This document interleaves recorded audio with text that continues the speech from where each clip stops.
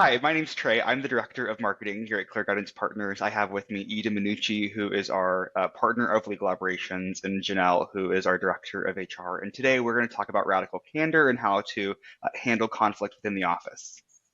Yeah, conflict in the office. It's nobody's favorite topic. And, at Clear Guidance and with our clients, we try to embrace the concept of radical candor. And this is a process developed by Kim Scott and promoted by Kim Scott. And we encourage you to read her books and look at that. But so the objective, of radical candor is to create a culture of trust, transparency, and continuous improvement.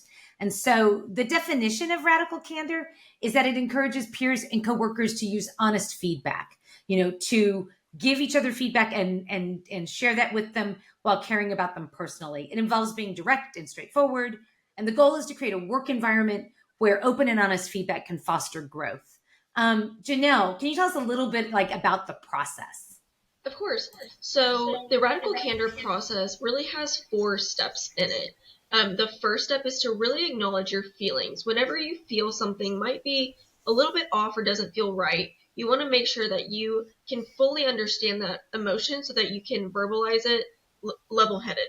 And then you'll want to follow that with scheduling a private conversation with whichever peer or coworker you might have this feeling towards. When you're scheduling this meeting, you'll want to explicitly state that you would like to have a radical candor conversation. Provide some details so they're not coming in a little bit freaked out. They have an idea of what's coming, and they're not caught by surprise. After that, during the meeting, you'll want to begin the conversation with care, express empathy for the individual, and make sure that this is coming from a place of gratitude.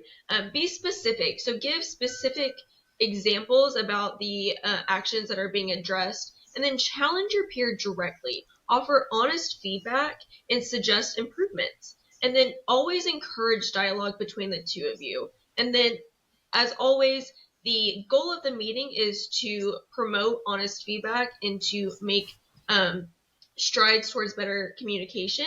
So you'll want to focus on growth. And then lastly, you'll want to follow up with this individual to make sure that it is understood and that things are getting better.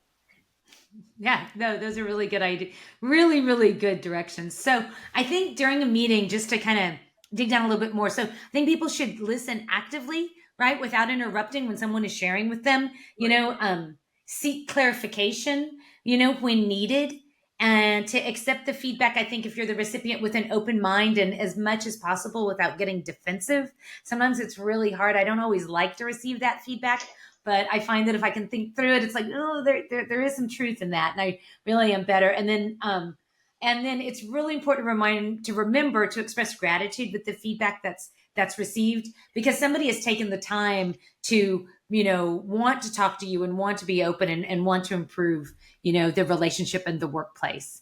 So great. And there is a lot more to this, so maybe we will even schedule a second discussion. Yeah, sweet. Well, thank you so much. Like I said, we're Clear Guidance Partners. We specialize in cybersecurity, IT, and legal operations. So we'd love to be a resource for you, whatever that looks like in whatever capacity. Thanks.